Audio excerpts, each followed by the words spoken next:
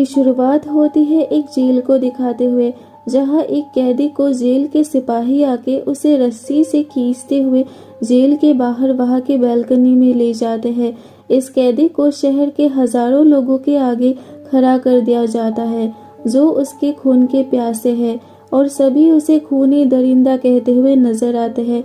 वह जेलर उन लोगों के सामने कोर्ट का फैसला सुनाते हुए कहता है कि इस लड़के को शहर के बीचों बीच बांध कर रखा जाएगा और उसे गर्म लोहे से तब तक मारा जाएगा जब तक उसकी जान ना निकल जाए।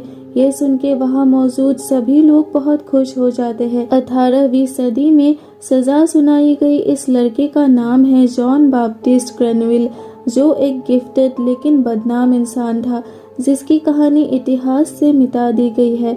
इसके बाद इस लड़के की कहानी फ्लैशबैक में बताई जाती है और हम फ्रांस शहर के एक फिश मार्केट को देखते हैं जो गंदगी और बदबूदार मछलियों से भरा हुआ था, और वहीं पर जॉन का जन्म हुआ था।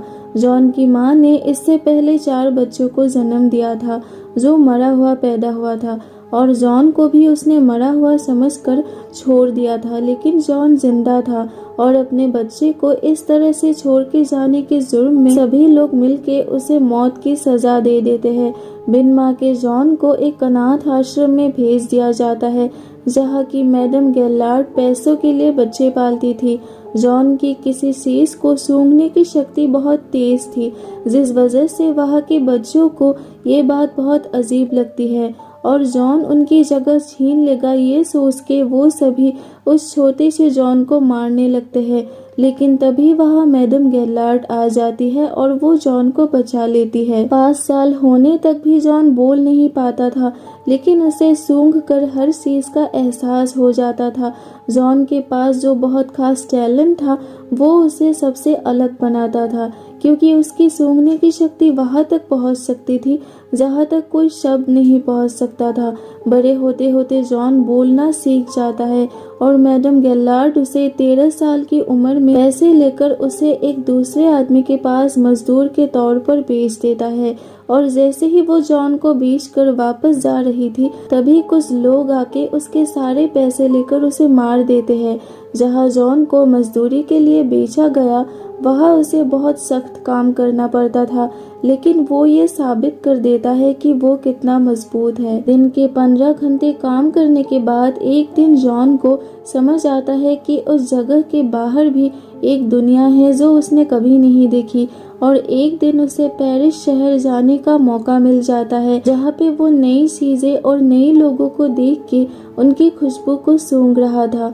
उसे वहाँ बहुत अच्छा महसूस होता है और तभी वो वहाँ पर पहली बार एक ऐसी खुशबू सूंघता है जिसको उसने कभी पहले महसूस नहीं किया।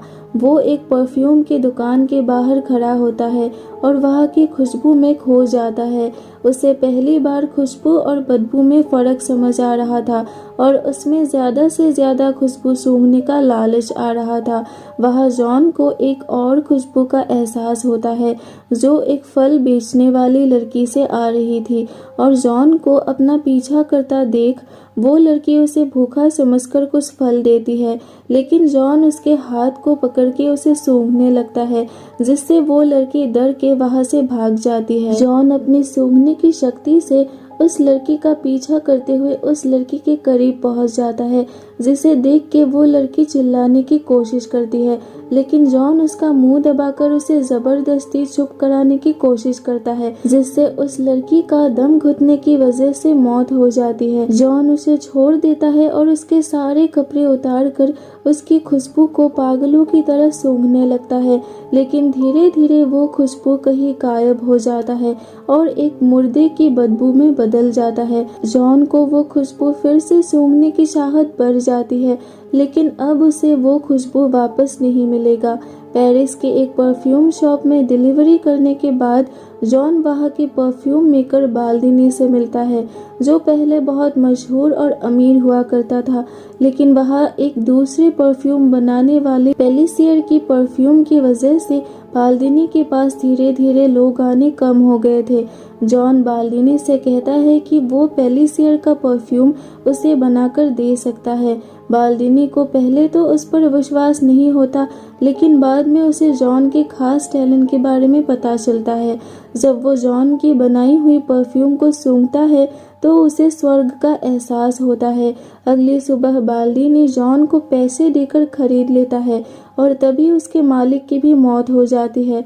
जॉन बाल्दीनी को बहुत सारे नए नए परफ्यूम बनाकर देता है, जिससे बाल्दीनी फिर से पहले की तरह मशहूर हो जाता है और बदले में वो जॉन को चीज़ों से खुशबू निकालकर परफ्यूम्स बनाने की कला सिखाता है, क्योंकि जॉन इस कला को सीखकर उस लड़की की खुशबू का एहसास फिर से करना चाहता है और साथ ही वो दुनिया के हर एक खुशबू को सहेज कर रखना चाहता है ताकि वो कभी भी गायब ना हो। बाल्दीनी जॉन को बताता है कि हर एक परफ्यूम को बनाने के लिए 12 अलग अलग परफ्यूम को मिक्स करके एक फाइनल परफ्यूम बनाया जाता है, लेकिन आखिर में उसमें एक खास 13वीं परफ्यूम डाला जाता है, जिससे वो परफ्यूम बहुत बेहतरीन बन जाता है और ये आज तक कोई नहीं बना पाया। तभी जॉन सोचता है कि वो ये खास परफ्यूम बनाएगा और वो बाल्दीनी की सिखाई हुई चीजों को करने लगता है। जहाँ हजारों फूलों को उबालने पर कुछ ही बूंद परफ्यूम मिलती है। जॉन इस तरीके को सीखकर कांच और लोहे से परफ्यूम निकालने की कोशिश करता है और साथ में वो एक बार बाल्दीनी की बिल्ली पर भी एक्सपेरिमेंट करता है, जिसे देख के बाल्दीनी जॉन के पागलपन से चौंक जाता है और वो उस पर भड़क जाता है। जॉन सोचता है कि बाल्दीनी की परफ्यूम निकालने का तरीका एडवांस नहीं है, क्योंकि वो हर एक चीज से खुशबू नहीं निकाल पा रहा था। तो बाल्दीनी उसे बताता है कि परफ्यूम बनाने का एडवांस तरीका सीखने के लिए जॉन को ग्रास नाम की एक जगह पे जाना होगा। बाल्दीनी जॉन को ग्रास जाने के लिए पेपर देता है, जिससे उसे ग्रास के अंदर जाने दिया जाएगा, लेकिन बदले में वो उससे 100 परफ्यूम्स को बनाने का फॉर्मूला लेता है। पर जैसे ही जॉन बाल्दीनी को छोड़कर जाता है और बाल्दीनी खुश होकर सोने जाता है, तभी उसका घर टूट कर बाल्दीनी की भी मौत हो जाती है। जो भी इंसान जॉन को अपने से दूर करता है उसी की मौत हो जाती थी।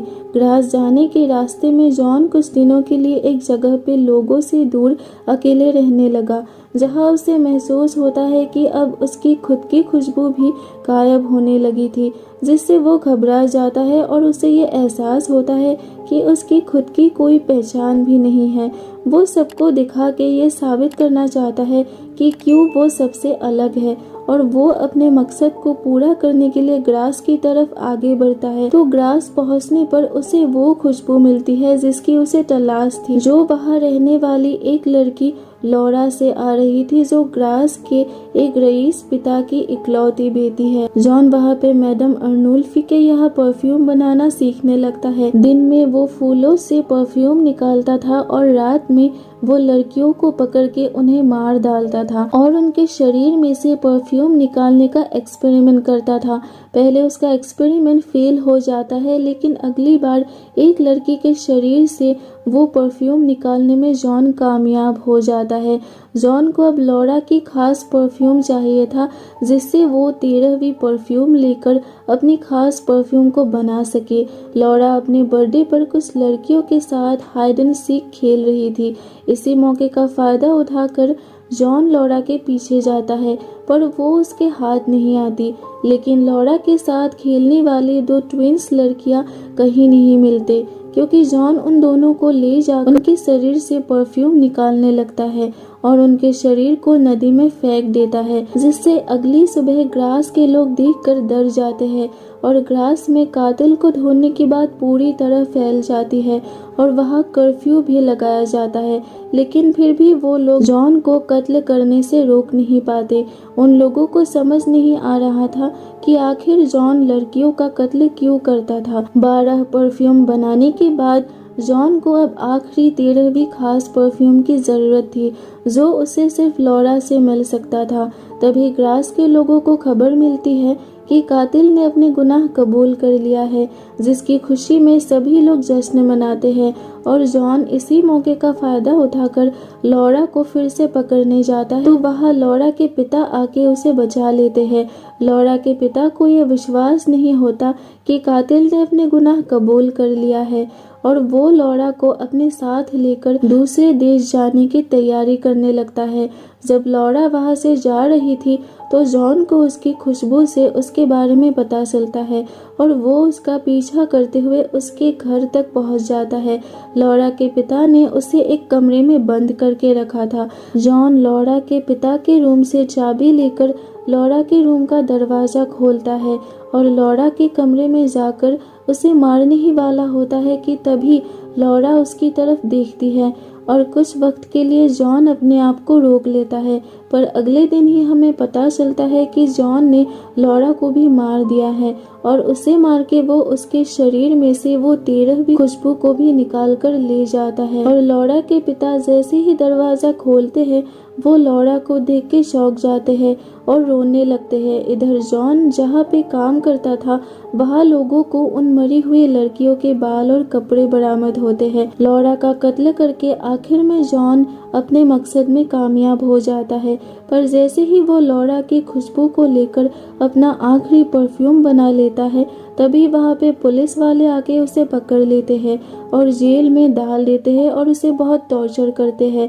और इसके बाद वही सीन शुरू होता है जो हमने मूवी की स्टार्टिंग में देखा था। सभी लोग जॉन को सजा देते हुए देखने आते हैं। जॉन उन सिपाहियों के सामने परफ्यूम का बोतल निकालता है जिसे सूंघते ही सारे सिपाही मोहित हो जाते हैं और जॉन उन्हें अपने वश में कर लेता है और वो जॉन को छोड़ देते हैं। जहाँ लोग कातिल के आने का इंतजार कर रहे थे वहाँ जॉन उस परफ्यूम को लगाकर एक राजकुमार की तरह कपड़े पहनकर सारे लोगों के सामने आता है। जॉन को देखते ही सब लोग मोहित हो जाते हैं और जल्लाद उसे मारने के बजाय उसे निर्दोष बताकर अपना सर झुका लेता है। जॉन अपने खास मैजिकल परफ्यूम से सब लोगों को मोहित करने लगता है और तभी वहाँ का जज जॉन को एक एंजल घोषित कर देते हैं, जिसके बाद सभी झुककर उसकी पूजा करने लग जाते हैं। तभी जॉन परफ्यूम से भरा हुआ रुमाल लोगों के बीच फेंक देता है, जिसके बाद सभी लोग पागलों की तरह मोहित होकर एक दूसरे से प्यार करने लग जाते हैं। सभी लोगों को प्यार करता हुआ देख के जॉन को उस फल बेचने वाली लड़की की याद आती है जिसको उसने मार डाला था। उसे उस लड़की के साथ प्यार का एहसास होता है। उसे ये एहसास होता है कि वो असली प्यार को कभी महसूस कर ही नहीं सका और उस लड़की से प्यार करके भी वो उसके खुशबू को महसूस कर सकता था, लेकिन अपने पागलपन में उसने उसे मार डाला और अब उसे वो कभी नहीं मिल सकता। तभी लौरा के पिता जॉन को सजा देने अपना तलवार उठाता है, लेकिन वो भी परफ्यूम से मोहित होकर जॉन को अपना बेटा कह के पुकारता है और उसके गले लग जाता है। जब तक वो सब होश में आए तब तक जॉन वहां से जा चुका था। उसके जाते ही जॉन के मालिक को क्रास के लोग पकड़ के फांसी दे देते हैं, क्योंकि उसके पास उन्हें उन मरी हुई लड़कियों के बाल और कपड़े मिलते हैं और उसने कत्ल नहीं किया। ये जानते हुए भी उन लोगों के टॉर्चर को सहन ना कर पाने की वजह से वो खुद को कातिल बताता है और इसी के साथ ये केस बंद हो जाती है। जॉन वहां से भागने में तो कामयाब हो जाता है, लेकिन जॉन को ये एहसास होता है कि वो परफ्यूम उसे एक चीज कभी नहीं दे सकता। वो उसे कभी एक वैसा इंसान नहीं बना सकता जो दूसरे इंसानों की तरह प्यार दे सके और दूसरों का प्यार ले सके। जॉन के पास अब भी इतना परफ्यूम मौजूद था कि उस परफ्यूम की मदद से जॉन अगर चाहे तो वो पूरी दुनिया पर राज कर सकता था, लेकिन उसे ये एहसास हो जाता है कि लोग उससे नहीं बल्कि उसके परफ्यूम से प्यार कर रहे थे और इस परफ्यूम ने उसे सिर्फ एक कातिल बनाया और आखिर में वो इसी परफ्यूम के साथ खुद ही खुद को सजा देकर नरक में जाने का फैसला करता है और वापस अपने वही पुराने जगह पे पहुंच जाता है जहां जॉन का जन्म हुआ था और वो वहां बैठे कुछ भूखे और बेघर गरीबों को देखता है। तभी जॉन पूरा परफ्यूम का बोतल अपने ऊपर डाल लेता है। परफ्यूम की खुशबू से सभी लोग उसे एक एंजल समझकर उसकी तरफ आने लगते हैं और सभी मिलकर उसे वो देते हैं जो जॉन ने चाहा था। जॉन मरना चाहता था और सभी लोग उसे प्यार देकर उसे खाने लगते हैं और कुछ ही देर में जॉन धरती पर से गायब हो जाता है। अगली सुबह वहाँ सिर्फ जॉन के कपड़े मिलते हैं और उस परफ्यूम के बोतल से आखिरी बूंद परफ्यूम टपकता है और इसी के साथ जॉन बैप्टिस्ट की परफेक्ट परफ्यूम की कहानी खत्म होती है, जिसे बनाने के लिए वो सब कुछ तबाह कर रहा था। वीडियो पसंद आया तो प्लीज एक लाइक और चैनल को सब्सक्राइब कर दे। जल्द मिलते हैं अगली वीडियो के साथ, तब तक के लिए take care and thank you so much for watching.